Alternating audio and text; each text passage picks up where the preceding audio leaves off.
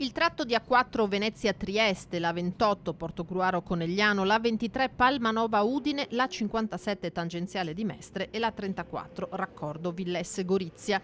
La gestione delle tratte autostradali del nord-est passa alla nuova società pubblica Alto Adriatico SPA, società partecipata dalle regioni Veneto e Friuli Venezia Giulia con la supervisione dello Stato. A sancirlo l'accordo sottoscritto dai due presidenti Luca Zaia e Massimiliano Fedriga e dal ministro delle infrastrutture e della mobilità sostenibili Enrico Giovannini, che recepisce il decreto legge del 2017 in materia di concessioni autostradali.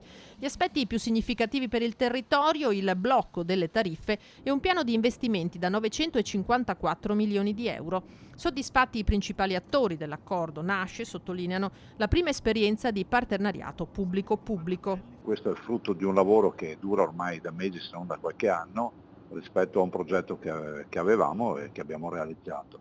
Oggi siamo un modello a livello europeo. Tanto Zaia quanto Fedriga auspicano abbia come primo effetto l'accelerazione dei lavori per la costruzione della terza corsia in A4 tra San Donà e Villesse. E con questo accordo si sblocca tutto, perché a questo punto siamo legittimati dal punto di vista giuridico e anche finanziario a investire questo quasi miliardo di euro. Stiamo parlando della Venezia-Trieste, stiamo parlando ovviamente di un contesto nel quale noi non ci vediamo solo un tema di traffico locale, ma anche la porta d'ingresso del paese verso est, e quindi tutto il traffico che arriva da est, dall'est Europa, il corridoio 5, ha come biglietto da visita oggi un asse autostradale che è assolutamente collassato e pericoloso. È un accordo che finalmente si realizza, un accordo importante per il Veneto e per il nostro sistema autostradale. Ora è importante che vengano bloccate le tariffe, perché non si può pesare ancora sulle tasche dei cittadini, e che si realizzi il piano di investimenti, portando alla realizzazione della terza corsia nel tratto autostradale